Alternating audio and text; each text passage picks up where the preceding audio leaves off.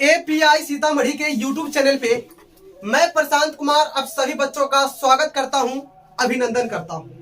आज से हम लोग क्लास 10 के केमिस्ट्री की शुरुआत करेंगे और हमारी जो केमिस्ट्री की यह जो जर्नी है, इस जर्नी में टोटल हम लोगों को 5 चैप्टर्स पढ़ने हैं। क्लास 10th में केमिस्ट्री में हम लोगों को टोटल कितने चैप्टर्स पढ़ने हैं? 5। जिसमें से अगर पहले चैप्टर का नाम लिया जाए तो पहला चैप्टर हम लोगों को पढ़ना है रासायनिक अभिक्रियाएं एवं समीकरण। उसके बाद हम लोगों को पढ़ना है अम्ल, क्षारक एवं लवण। उसके बाद हम लोग पढ़ेंगे धातु एवं अधातु। उसके बाद पढ़ेंगे कार्बन एवं उसके यौगिक और सबसे अंत में हम लोग पढ़ेंगे तत्वों का आवर्त वर्गीकरण। तो जैसा कि आप लोग जानते होइएगा कि कहीं पे जाना है तो रास्ता का पता होना चाहिए। कहीं पर अगर जाना है तो रास्ता का पता होना चाहिए। ठीक उसी प्रकार से कि क्लास 10 के केमिस्ट्री में, हिंदी में बोले तो रसायन शास्त्र में, हम लोगों को किन किन चैप्टर्स के बारे में पढ़ना है, इन चैप्टर्स के बारे में आपको शुरुआत में पता होना चाहिए कि सिलेबस में कौन कौन से चैप्टर्स को पढ़ना है। तो जरा हेडिंग दीजिएगा। सबसे पहले वर्ग 10वीं के रसायन शास्त्र का, वर्ग 10वीं के रसायन शास्त्र का पाठ्यक्रम, अंग्रेजी में इसको बोलेंगे syllabus of class 10th chemistry. जरा ध्यान दीजिएगा।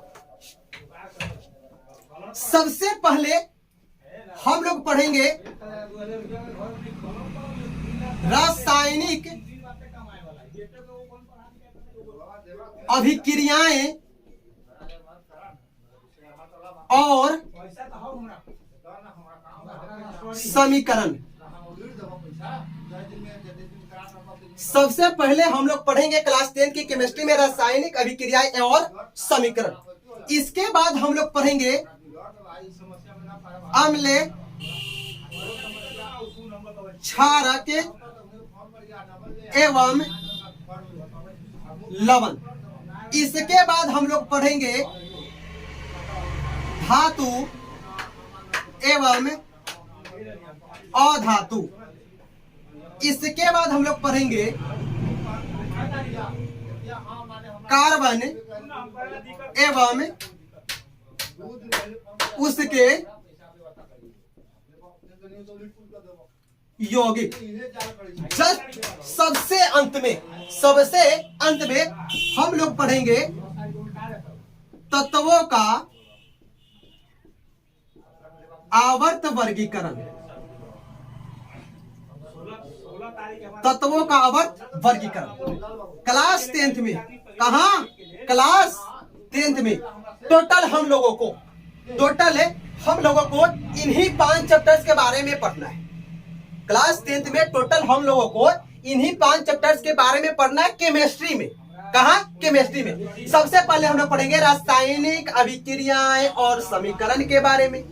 उसके बाद पढ़ेंगे अम्ल, क्षारक एवं लवण के बारे में। इसके बाद हम लोग पढ़ेंगे धातु एवं अधातु के बारे में। उसके बाद पढ़ेंगे कार्बन एवं उसके यौगिक के बारे में। और सबसे अंत में हम लोग पढ़ेंगे तत्वों का आवर्त वर्गीकरण। अभी तो हमें क्या पता चला कि क्लास 10th के अंतर्गत टोटल इतना चैप्टर्स हम लोगों को पढ़ना है। We have to learn this chapters. Clear है बात? तो हम लोग क्या करेंगे आज की इस लेक्चर में? हम लोग शुरुआत करेंगे अपने क्लास 10th की जर्नी में। सबसे पहला चैप्टर रासायनिक अभिक्रियाएं और समीकरण के बारे में। तो हेडिंग दीजिएगा रासायनिक अभिक्रियाएं और समीकरण। सर डस्टर दे दीजिएगा। डस्टर जरा समझिएगा।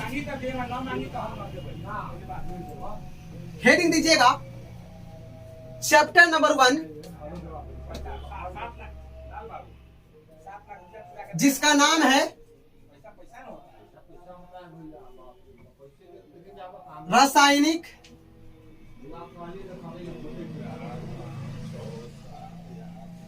अभिक्रियाएं एवं समीकरण, अंग्रेजी में बोलेंगे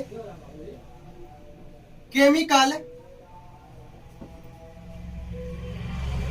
रिएक्शंस एंड इक्वेशन।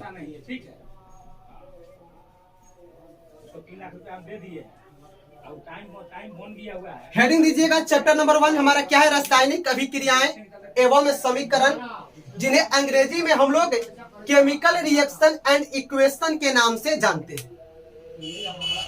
तो बेसिकली इस चैप्टर में सबसे पहला हमारा टॉपिक होगा रासायनिक अभिक्रिया आखिर होता क्या है। सबसे पहला टॉपिक क्या होगा कि रासायनिक अभिक्रियाएं आखिर होता क्या है। तो हेडिंग दीजिएगा रासायनिक अभिक्रिया, हेडिंग दीजिएगा रासायनिक अभिक्रिया। अंग्रेजी में इसको बोलते हैं केमिकल रिएक्शन। अंग्रेजी में क्या बोलते हैं, केमिकल रिएक्शन। जरा देखिएगा इसके परिभाषा, इसका डेफिनेशन बोलता क्या है। रासायनिक अभिक्रिया का परिभाषा बोलता है जब एक या एक से अधिक पदार्थ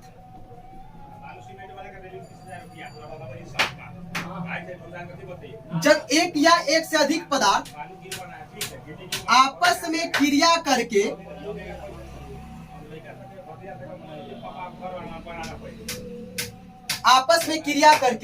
भिन्न गुण वाले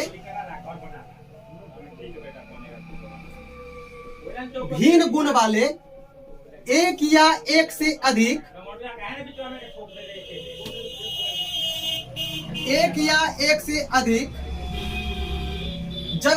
एक से अधिक पदार्थ आपस में क्रिया करके भिन्न गुण वाले एक या एक से अधिक पदार्थ का निर्माण करता है,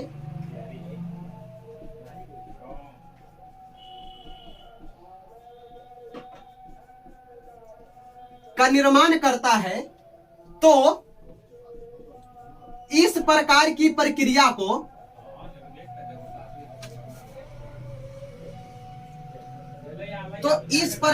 प्रक्रिया को रासायनिक अभिक्रिया कहते हैं।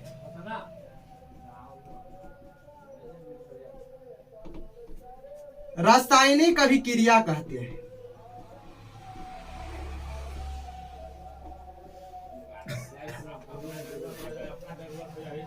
जरा बात को समझिएगा, बात को जरा समझिएगा।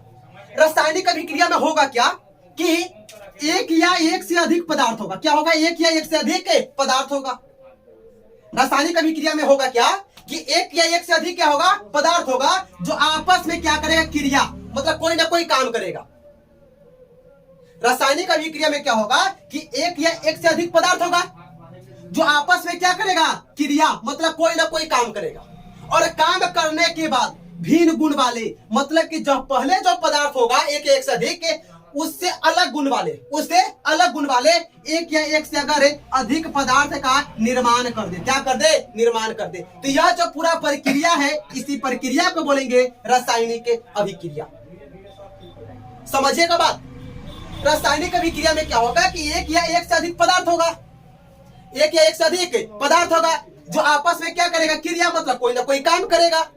और काम करने के बाद क्या करेगा, भिन्न गुण वाले, मतलब कि पहले जो गुण था उससे अलग गुण वाले अगर एक या एक से अधिक पदार्थ का निर्माण कर देगा, तो यह जो प्रक्रिया है, यह पूरा जो होल प्रोसेस है, इसी प्रोसेस को क्या बोलते हैं, रासायनिक अभिक्रिया। परिभाषा में कोई दिक्कत? क्या होगा, जब एक या एक से अधिक पदार्थ आपस में क्रिया करके भिन्न गुण वाले एक या एक से अधिक पदार्थ का निर्माण करेगा, यह जो पूरा प्रक्रिया है, इसी पूरा प्रक्रिया को क्या बोलेंगे, रासायनिक अभिक्रिया। अगर एग्जाम्पल के सहारे समझना चाहे, उदाहरण के सहारे अगर हम समझना चाहे, तो जैसा कि आप लोग जानते होइएगा, जरा देखिएगा, क्या आप लोग जिंक का नाम सुने होइएगा, जिंक और ऑक्सीजन। आपको पता होगा कि एक जिंक है, दूसरा का क्या ऑक्सीजन है। अब ये जब दोनों जब अभिक्रिया करता है, तो अभिक्रिया करने के बाद बनाता है क्या, जिंक ऑक्साइड। क्या बनाता है, जिंक ऑक्साइड। पहला का क्या है जिंक, दूसरा का क्या है ऑक्सीजन। अब ये दोनों आपस में क्रिया करते हैं, क्रिया करने के बाद जिंक ऑक्साइड बनाता है। चलो जिंक का संकेत पता होगा Zn, ऑक्सीजन को O2, अभिक्रिया करके जिंक ऑक्साइड को बोलते, जिंक ऑक्साइड का सूत्र होता है ZnO।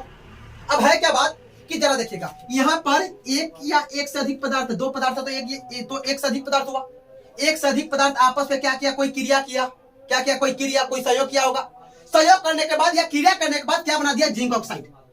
क्या बनाया, जिंक ऑक्साइड। अब जरा समझिएगा, इधर वाले जो पदार्थ है, इधर वाले जो पदार्थ है, चाहे जिंक हो चाहे ऑक्सीजन हो, इस दोनों के गुण से, इन दोनों के गुण से अलग गुण होगा किसका, जिंक ऑक्साइड का।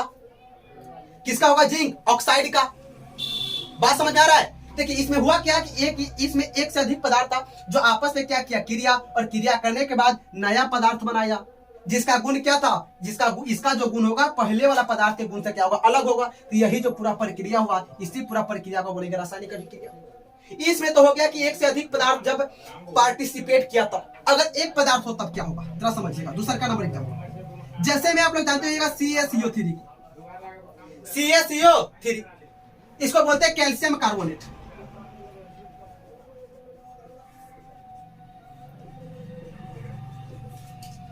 Calcium carbonate. अब कैल्शियम कार्बोनेट पर, कैल्शियम कार्बोनेट जो होता है, इसके ऊपर अगर हम क्या किया जाए, अगर इसको उष्मा दिया जाए, क्या दिया जाए, उष्मा, तो उष्मा देने के बाद यह क्या करता है, एक आपका बनाता है CaO, उसके बाद बनाता है CO2। CaCO3 जो कैल्शियम कार्बोनेट है, अगर इसको उष्मा देंगे तो उष्मा देने के बाद ये क्या करता है, CaO बनाता है, प्लस में क्या बनाता है, CO2। ये जो CaO है, CaO इसको बोलते हैं कैल्शियम ऑक्साइड। इसको क्या बोलते हैं, कैल्शियम ऑक्साइड। और ये जो CO2 है, इसके बारे में बतलाने वाला तो बात ही नहीं है, जैसा कि आप लोग जानते ही, इसको बोलते हैं कार्बन डाइऑक्साइड। क्या बोलते हैं, कार्बन डाइऑक्साइड। तो क्या हुआ, यहाँ पर कोई एकल पदार्थ था, एक पदार्थ क्या किया, आपस में कोई ना कोई काम किया उष्मा के साथ मिलकर, उसका क्या किया, ये दो वर्ग में टूट गया, एक CO और एक CO2। समझ आया। एक ऐसा एग्जांपल है जिसमें एक से अधिक पदार्थ था जो आपस में क्रिया करने के बाद नया गुण वाले नए पदार्थ का निर्माण किया। दूसरा में क्या था कि एक ही पदार्थ था जो आपस में उष्मा के साथ कोई काम किया, काम करने के बाद एक से अधिक पदार्थ का निर्माण कर दिया। डेफिनेशन समझ में आया कि जब कभी भी एक या एक से अधिक पदार्थ होगा, आपस में पदार्थ क्रिया करेगा, और क्रिया करने के बाद जब अलग गुण वाले एक या एक से अधिक पदार्थ का निर्माण कर देगा, यह जो पूरा प्रक्रिया है, इसी पूरा प्रक्रिया को बोलते हैं रासायनिक अभिक्रिया। जैसे कि दोनों एग्जांपल से बातें समझ में आ चुकी होगी, क्लियर है बात। पहला एग्जांपल में क्या था, जिंक था और ऑक्सीजन था, दोनों आपस में क्रिया किया, क्रिया करने के बाद जिंक ऑक्साइड बनाया। और यहाँ जो यह जो जिंक और ऑक्सीजन है, इसका गुण इसके गुण से क्या होगा, अलग होगा, इसका गुण अलग, इसका गुण अलग। यहाँ पर जो है CaCO3 इसका जो गुण होगा, इसके गुण से अलग गुण होगा, इस दोनों का गुण। पहले कुछ और गुण, बाद में जो अभिक्रिया के पश्चात जो बनेगा उसका गुण अलग होगा। तो रासायनिक अभिक्रिया समझ में आया। आगे जरा बढ़ा जाए। रासायनिक अभिक्रिया को समझने के बाद हमारा नेक्स्ट टॉपिक है जानने को कि रासायनिक अभिक्रिया का घटक क्या होता है। रासायनिक अभिक्रिया का घटक सीखना है हम लोग। हेडिंग दीजिएगा, रासायनिक अभिक्रिया का घटक।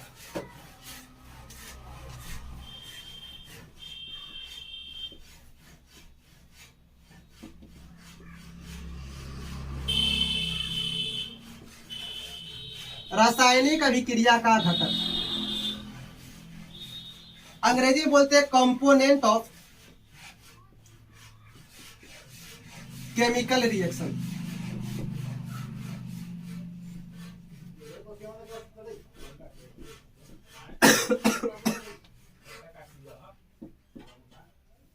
जरा समझिएगा, रासायनिक अभिक्रिया का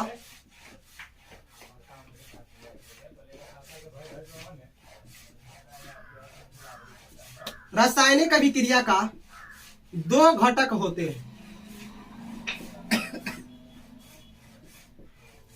रासायनिक अभिक्रिया का दो घटक होते हैं। पहले का इसका कंपोनेंट होता है अभिकारक। पहला इसका कंपोनेंट क्या होता है, अभिकारक, जिन्हें अंग्रेजी में हम लोग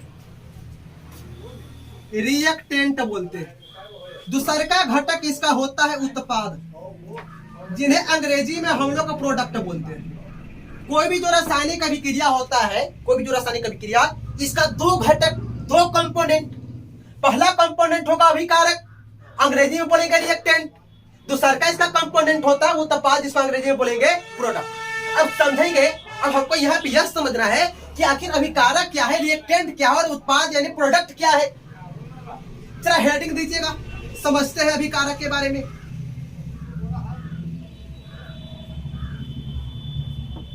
अंग्रेजी में बोलते हैं रिएक्टेंट।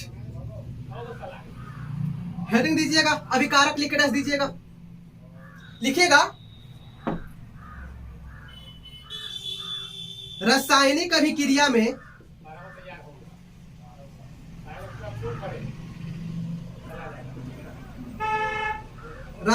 अभिक्रिया में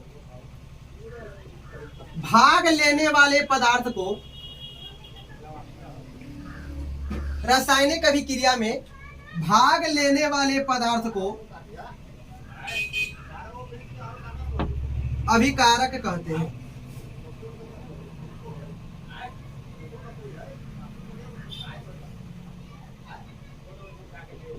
रासायनिक अभिक्रिया में भाग लेने वाले पदार्थ को अभिकारक कहते हैं। इसका कुछ और प्रॉपर्टी समझिएगा। इसे प्रतिकारक के नाम से भी जाना जाता है। रासायनिक अभिक्रिया में जो भाग लेने वाला पदार्थ होगा उसको बोलेंगे अभिकारक। सेकेंड पॉइंट कि इसको प्रतिकारक के नाम से भी जाना जाता है।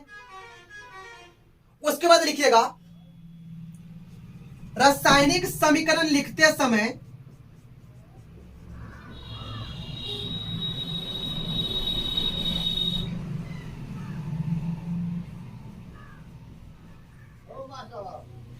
रासायनिक समीकरण लिखते समय छोटका आंदो ना छोटका कथी पासी में से ले आओ ना और पासी देखा वीडियो बने थे 5 मिनट है 5 मिनट का। रासायनिक समीकरण लिखते समय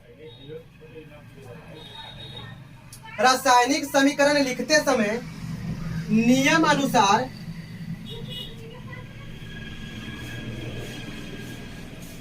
रासायनिक समीकरण लिखते समय नियम अनुसार इसे बाईं ओर यानी कि लेफ्ट हैंड साइड में लिखा जाता है। रासायनिक समीकरण लिखते समय नियम अनुसार इसे बाईं ओर लिखा जाता है। जस्ट इसके बाद समझिएगा, लिखिएगा अभिकारक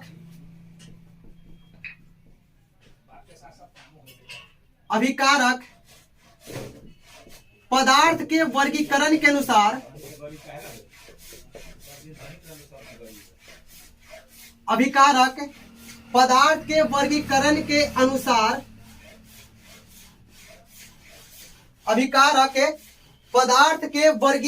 अनुसार तत्व या यौगिक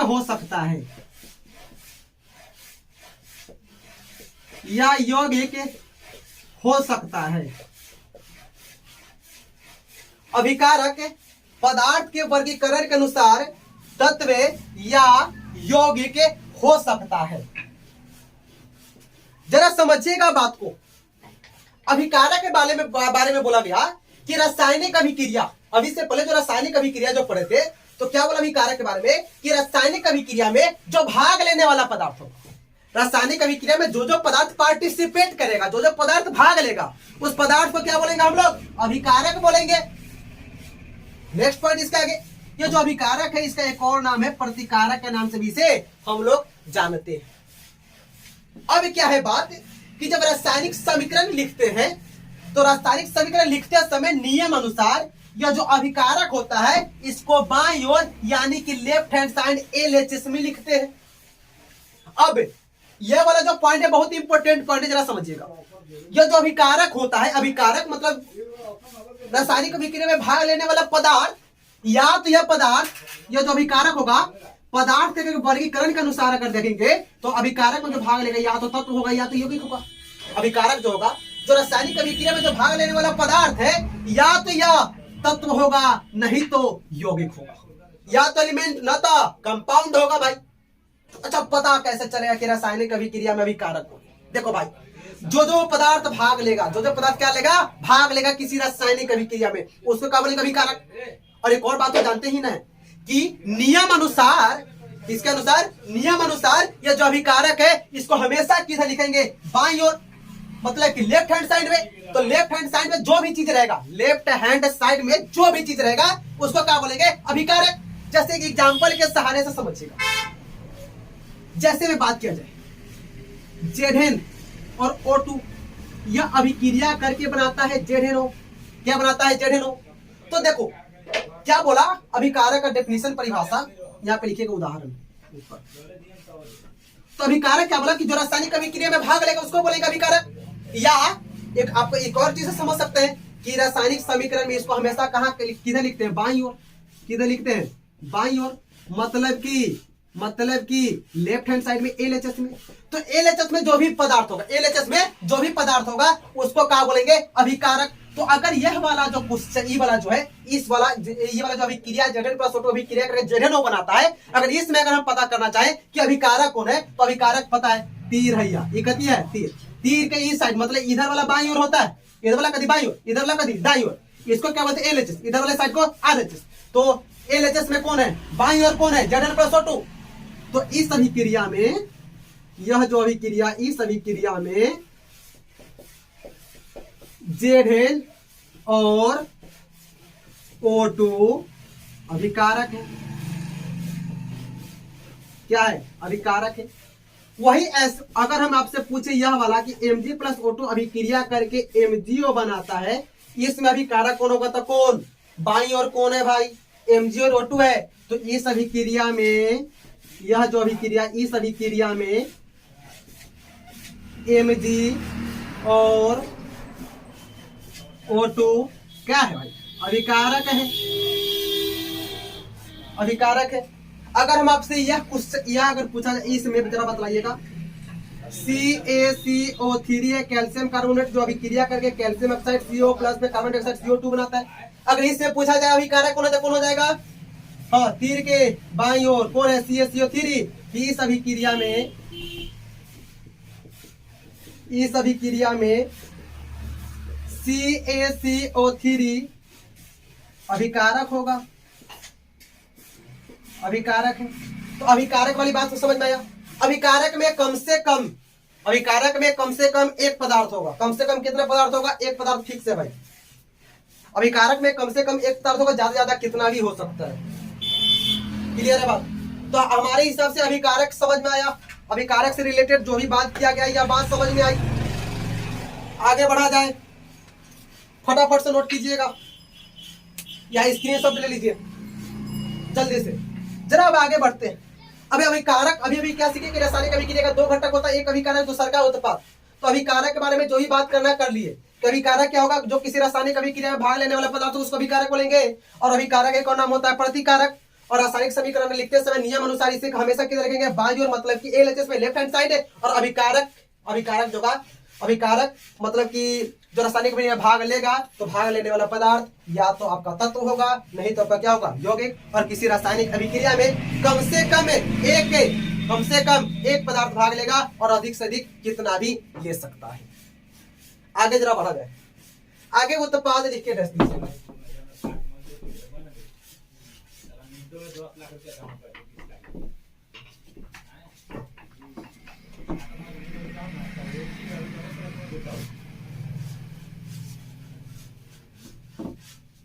उत्पाद लिखकर जरा डैश दीजिएगा। अंग्रेजी में इसको बोलते हैं प्रोडक्ट। लिखिएगा, रासायनिक अभिक्रिया के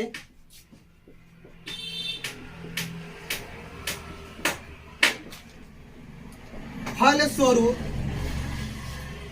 बनने वाले पदार्थ को, रासायनिक अभिक्रिया के फल स्वरूप बनने वाले पदार्थ को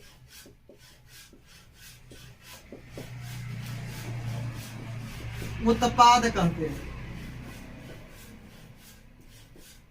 रासायनिक अभिक्रिया के फल स्वरूप बनने वाले पदार्थ को उत्पाद कहते हैं। नेक्स्ट पॉइंट लिखिएगा,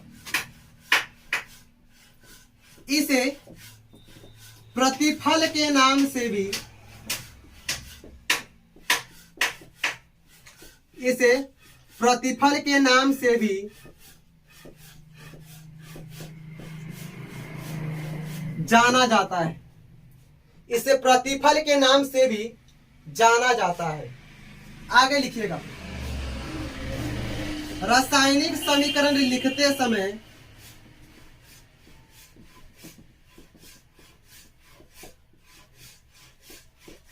रासायनिक समीकरण लिखते समय नियम अनुसार इसे दाईं ओर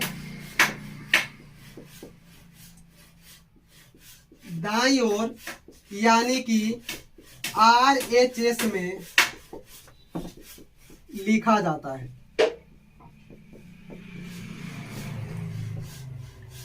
नेक्स्ट पॉइंट लिखिएगा,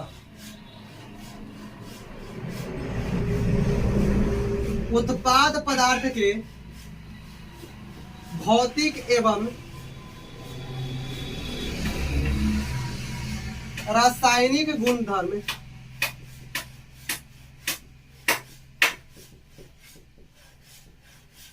अभिकारक पदार्थ से अभिकारक पदार्थ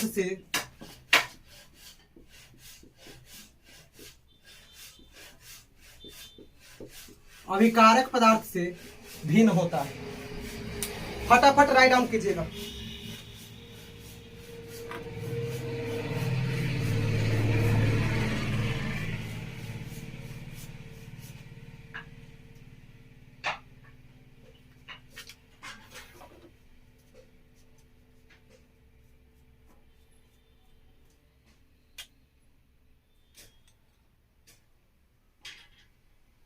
राइट डाउन हो गया? तो क्या समझे हम लोग उत्पाद के बारे में कि रासायनिक अभिक्रिया के फल स्वरूप जो भी पदार्थ बनेगा उसको हम लोग क्या बोलेंगे? उत्पाद। अच्छा, यह जो उत्पाद है इसको हम लोग प्रतिफल के नाम से भी क्या करते हैं? जानते हैं। नेक्स्ट पॉइंट कि रासायनिक समीकरण लिखते समय नियम अनुसार, किसके अनुसार? नियम के अनुसार इसे दाईं ओर लिखा जाता है। मतलब कि राइट हैंड साइड RHS में, RHS में जो भी चीज होगा वह क्या होगा? उत्पाद होगा या प्रतिफल बोल दीजिए। और LHS साइड में जो भी चीज होगा वह इससे पहले जो पड़े अभिकारक होगा। LHS में अभिकारक और RHS में उत्पाद। बात समझ में आ रही है? और उत्पाद पदार्थ का जो भौतिक एवं रासायनिक गुण होगा वो अभिकारक पदार्थ से क्या होगा? अलग होगा। क्या होगा? अलग। देखिए रासायनिक अभिक्रिया का परिभाषा हम लोग क्या जाने हैं कि एक से अधिक पदार्थ भाग लेता है और आपस में क्रिया करके क्या करता है? एक से अधिक पदार्थ का निर्माण करता है जिसका गुण क्या है? भिन्न है।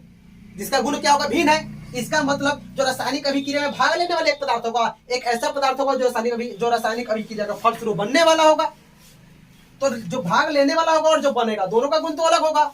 दोनों गुण क्या होगा? अलग होगा। वही बात लिखा गया है कि उत्पाद पदार्थ जो होगा, उत्पाद पदार्थ के भौतिक एवं रासायनिक गुण जो होगा वो अभिकारक पदार्थ के भौतिक एवं रासायनिक गुणों से क्या होगा? भिन्न होगा, अलग होगा।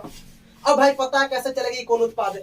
सिंपल बात, कोई भी रासायनिक अभिक्रिया रहेगा उसमें बीच में द्वितीय रहेगा।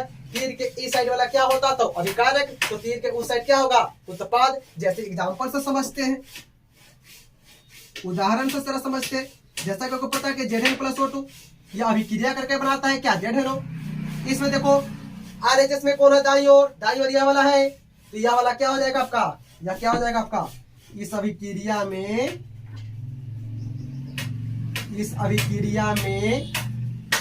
ZNO अभिकारक होगा, अभिकारक है। अगर नेक्स्ट पॉइंट की बात की जाए, जैसे में नेक्स्ट एग्जांपल Mg+O2 अभिक्रिया करके आपका MgO बनाता है। इस अभिक्रिया में बतलाइए तो उत्पाद कौन होगा भाई? तो देखो RHS मतलब कि दाईं ओर कौन है? MgO है। तो इस अभिक्रिया में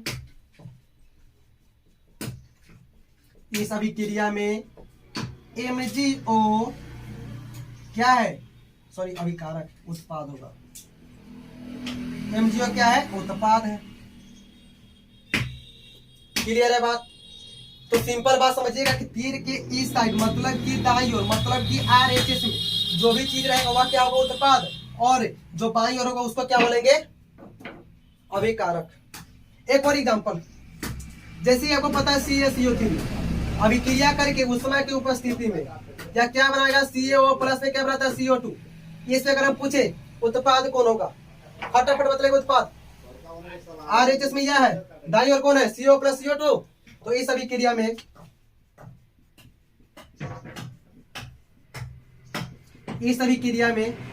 CaO और CO2 क्या हो जाएगा?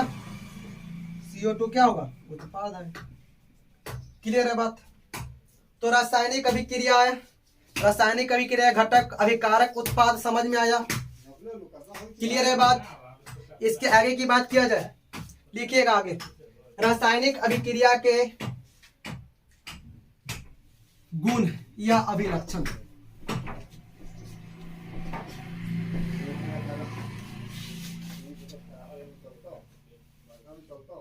लिखिएगा रासायनिक अभिक्रिया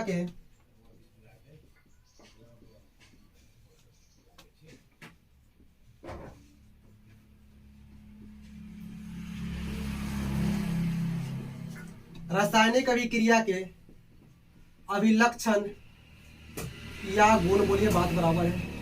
प्रॉपर्टीज ऑफ केमिकल रिएक्शन।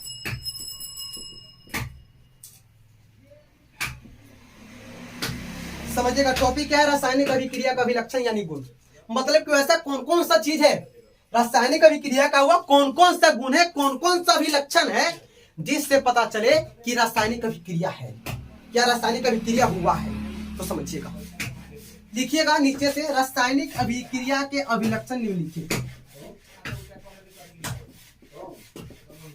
रासायनिक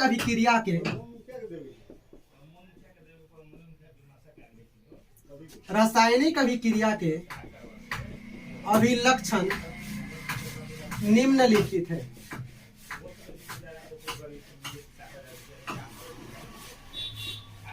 नंबर 1 में लिखिएगा अवस्था में परिवर्तन।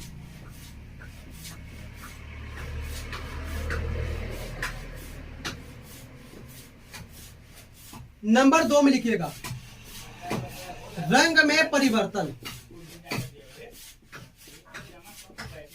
नंबर 3 में लिखिएगा ताप में परिवर्तन।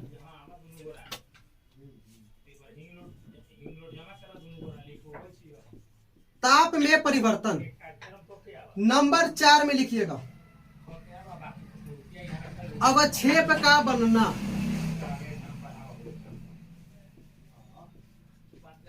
नंबर 5 में लिखिएगा गैस का उत्सर्जन, चाहे गैस का निकलना। अब जरा बात को समझिएगा। अब अगर कहीं पे या पांचों में से कोई भी घटना हो जाए, क्या क्या, या तो अवस्था में परिवर्तन हो जाए, सॉलिड से लिक्विड में कन्वर्ट हो जाए। तो अवस्था में परिवर्तन, शुरू में सॉलिड था बाद में लिक्विड, शुरू में सॉलिड बाद में लिक्विड, अवस्था में परिवर्तन हो गया।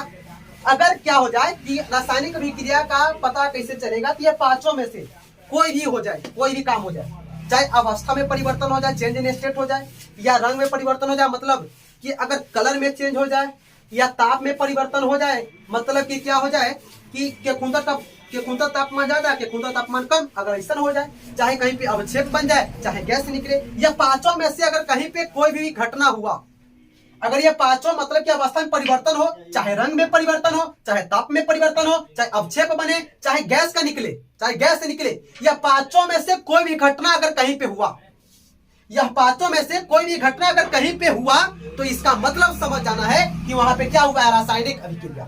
समझिएगा बात। अवस्था में परिवर्तन हो जाए, या रंग में परिवर्तन हो जाए, या ताप में परिवर्तन हो जाए, या अवक्षेप बन जाए, या गैस का निकल जाए, या गैस से निकल जाए, या पांचों में से अगर कोई भी घटना हुआ, या पांचों में से अगर कोई भी घटना हुआ, तो आपको समझ जाना है, आपको समझ जाना है कि वहां पे रासायनिक अभिक्रिया हुआ है। क्या समझ जाना है कि रासायनिक अभिक्रिया हुआ है। क्लियर है बात। अब इसके आगे के बारे में बात किया जाए तो अभी तक इस लेक्चर में हम लोगों ने क्या क्या सीखा। सबसे पहले रासायनिक अभिक्रिया क्या होता है, उसके बाद रासायनिक अभिक्रिया का घटक क्या होता है। तो हमने जाना कि रासायनिक अभिक्रिया का दो घटक होता है, एक अभिकारक दूसरा उत्पाद। उसके बाद हमने अभिकारक के बारे में जाना कि जो रासायनिक अभिक्रिया में पार्टिसिपेट करेगा उसको अभिकारक बोलेंगे। और उसके बाद हमने सीखा उत्पाद, जो रासायनिक अभिक्रिया के फल स्वरूप बनेगा उसको बोलेंगे उत्पाद, ये सीखा। उसके बाद हमने रासायनिक अभिक्रिया का अभिलक्षण के बारे में जाना कि ऐसे कौन कौन से गुण जो दर्शाए कि रासायनिक अभिक्रिया है या हुआ है। तो हमने यह भी जान गया कि चाहे अवस्था में परिवर्तन हो जाए, या रंग में परिवर्तन हो जाए, या आपका ताप में परिवर्तन हो जाए, या अवक्षेप बन जाए, या गैस निकल जाए, इस पांचों में से कोई भी घटना हो तो हम लोग क्या समझेंगे कि रासायनिक अभिक्रिया हुआ है। अब जस्ट इसके आगे के बारे में बात किया जाए बात। तो नेक्स्ट हेडिंग दीजिएगा, रासायनिक अभिक्रिया का भौतिक संकेतन।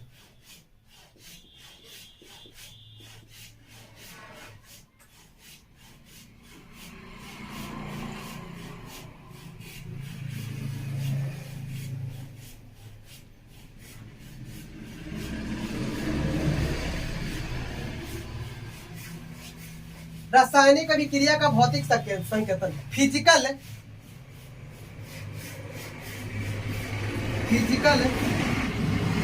सिंबॉलिक रिप्रेजेंटेशन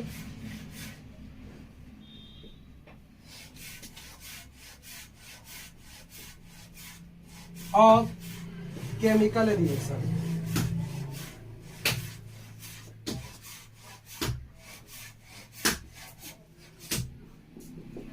क्या समझ रहे हैं? रासायनिक अभिक्रिया का भौतिक संकेतन मतलब कुछ संकेत है जिससे पता चलेगा उसका कि कुछ ऐसा संकेत है जिसे को जाना बहुत जरूरी है।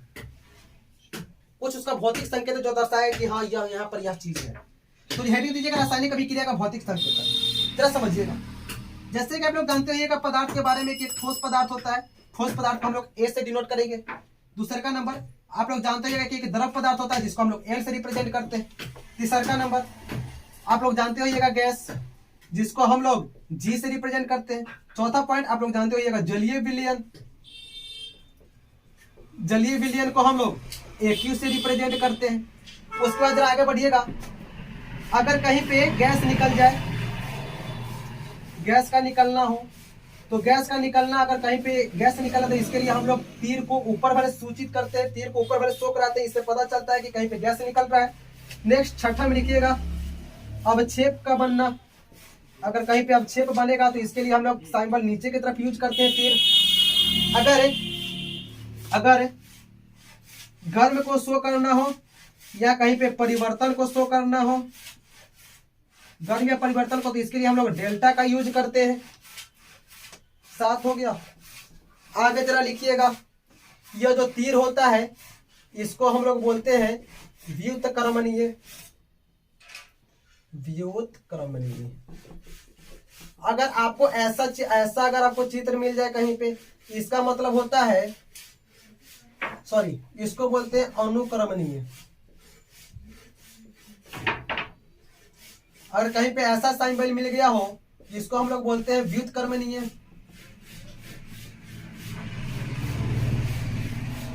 7 पॉइंट नंबर 8 पॉइंट नंबर 9, अगर कहीं पे लिखा हो CON, इसका मतलब हम लोग समझेंगे कि सांद्र है। क्या है? सांद्र है। अगर कहीं पे लिखा हो 11 नंबर में DIL, तो इसका मतलब हम लोग समझेंगे कि तनु है। अगर किसी रासायनिक अभिक्रिया में इस तरफ P हो, इस तरफ R हो, ऐसा तो होता ही है, तो इसको हम लोग बोलते हैं अभिकारक। इसको क्या बोलते हैं? उत्पाद। यह सब कुछ सिंबल्स हैं जिसका प्रयोग इस चैप्टर्स में लगातार होता रहेगा। अगर सॉलिड होगा तो ठोस, अगर होगा तो ठोस के बदले में डायरेक्ट हम यूज करेंगे एस, अगर द्रव होगा तो इसके बदले में यूज करेंगे एल, अगर गैस होगा तो इसके बदले में यूज करेंगे जी, अगर जलीय विलयन होगा तो यूज करेंगे ए क्यू, अगर गैस निकलेगा तो इसके लिए इस तीर को ऊपर भरे शो कराएंगे, अगर अवक्षेप बनेगा तो तीर को नीचे भरे शो कराएंगे, अगर गर्म के बारे में बात हो या परिवर्तन के बारे में बात हो इसके लिए हम लोग डेल्टा का यूज करेंगे, अगर सिंपल में अगर तीर हो, एरो हो, इसको हम लोग बोलते हैं अनुक्रमणीय, और कुछ इस प्रकार से तीर हो तो इसको बोलते हैं व्युत्क्रमणीय। CON का मतलब हो गया सांद्र, DIL दिल का मतलब हो गया तनु, DIL दिल, हट वाला दिल नहीं बुझना, DILUT डाइल्यूट, डाइल्यूट पढ़ा हो ना, डाइल्यूट माने होता तनु। अगर किसी रासायनिक अभिक्रिया में तीर के इस साइड जो रहता है उसको R से रिप्रेजेंट करते हैं, इसका मतलब हो गया अभिकारक, इस तरफ जो होता है इसको P से रिप्रेजेंट करते हैं, जिसका मतलब हो गया उत्पाद। तो आज के इस लेक्चर को हम लोग यहीं पे विराम देते हैं। आपको क्या करना है, इसका प्रॉपर नोट्स बनाना है, और हम लोग क्या करेंगे, पर डे आपको वीडियो अपलोड होता रहेगा इस चैनल पे। आपको क्लास 10 की हर एक विषय की तैयारी इस चैनल पे कराया जाएगा। हमारा चैनल है API सीतामढ़ी। ज्यादा से ज्यादा इस चैनल को आप लोग दूसरे अपने दोस्तों का शेयर कीजिए, इस वीडियो को शेयर कीजिए, ताकि हम जो मेहनत कर रहे हैं उस मेहनत का लाभ ढेर सारा बच्चा उठा पाए। हमारा एक लक्ष्य है कि आपकी जो सफलता हो, इस सफलता में हमारा कुछ योगदान है। इसी के उद्देश्य से हम लोग इस चैनल की शुरुआत कर रहे हैं, और इस चैनल पर रेगुलर क्लास 10 की और क्लास 9 की, मे भी पर्सल की, 11th क्लास की, 12th क्लास की, हर एक विषय की कड़ी इस चैनल पर कराई जाएगी। तो आपको क्या करना है, सबसे पहले जो भी चीज पढ़ाई हो रहा है उसका प्रॉपर नोट्स बनाना है। जो भी चीज पढ़ाई हुआ उस चीज को याद करते चलना है, बारीकियों से हर एक बात को समझते चलना, ताकि आगे वाले लेक्चर में दिक्कत ना हो। मैं आपको विश्वास दिलाता हूं, अगर आप जितना काम कर रहे हो, अगर उतना काम करते चलोगे तो फिर कोई दिक्कत नहीं होने वाली। अगर हम इस साल के बारे में बात करें तो इस साल हम लोग से भाव करने पड़ा हुआ बच्चा 95 साइंस में नंबर लाया, 97 ऐसे नंबर आया है। तो पढ़ाई करते रहें। All the very best. फिर से मिलते हैं नए वीडियो के साथ। Thank you.